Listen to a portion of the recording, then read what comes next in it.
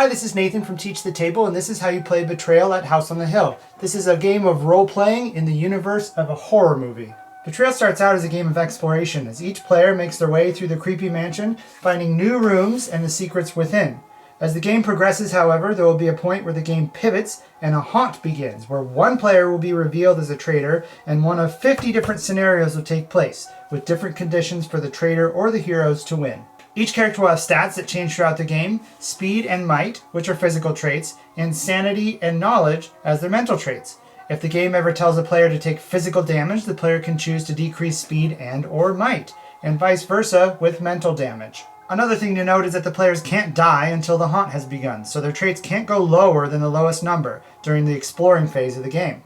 Explorers may be told to roll dice based on a certain trait of theirs, in which case you just roll the number of dice corresponding to that trait's value. The house is made up of 3 floors, but it starts with only a few rooms in sight. When an explorer tries to walk through an open doorway, an adjacent room is revealed from the face-down stack here. Make sure that the back of the tile corresponds to the floor that the character is on. If it doesn't match, the tile is discarded into a separate stack to be reshuffled in later if the main stack runs out.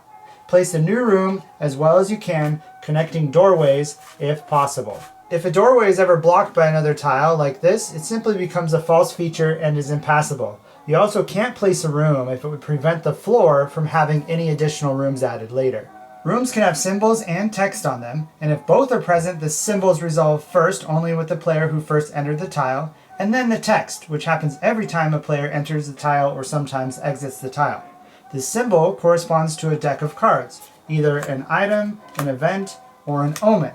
The explorer to first enter the room takes the appropriate card, reads it aloud, and either follows the instructions or places it in front of themselves. Each time an omen card is drawn, the explorers are one step closer to the haunt. So at the end of their turn, the player who drew the omen will have to roll 6 dice as what they call a haunt roll.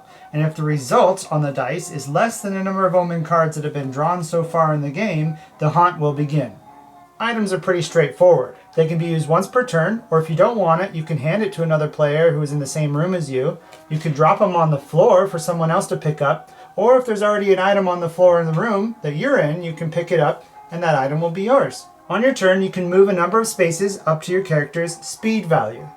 You can pause your movement if you ever want to use items or discover new rooms, but if you ever have to draw a card, then that will end your movement. Once the haunt happens, you can make a single die roll to attack based on your might value. So you roll the appropriate number of dice, and the opponent will do the same, and you compare the values. The loser will take the amount of physical damage equal to the difference. The haunt scenario may give you different rules for attacking, for instance using sanity instead of might, and in this case any damage incurred would be mental damage. Monsters can only be stunned, not killed.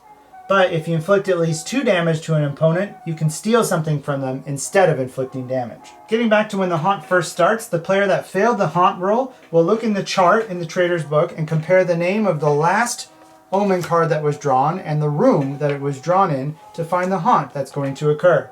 Also below the chart you can find the haunt number and it will tell you who the traitor is. It won't necessarily be the person who failed that haunt roll. At this point the traitor and the hero should separate into different rooms and read their appropriate books, and try not to discuss it with the opposition. The whole purpose of there being 2 separate books is because both sides won't have complete information about what their opponent's trying to do. In addition to what the haunt scenario says, the traitor also has additional powers when it comes to movement. They can choose to ignore any harmful text on room tiles and choose not to be affected by event cards. And even if the traitor does die, they still can control the monsters that are in the house. Monsters move by rolling dice equal to their speed, and all monsters of the same type can use the same roll. Most monsters only get stunned when they take damage, so flip over their token and skip their next turn.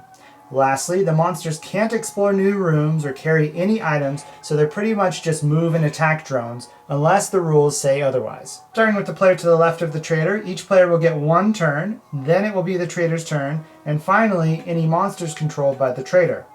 Your character can now die if any of their traits hit that skull icon, and for each opponent in the same room as you, it will cost 1 additional movement for you to move away.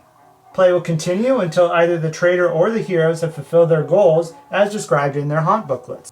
And that's how you play Betrayal at House on the Hill. There's lots of variability in the game with how the rooms fill out on the house, as well as the 50 different haunt scenarios, each play very differently. Thanks for watching Teach the Table, and don't forget to have fun.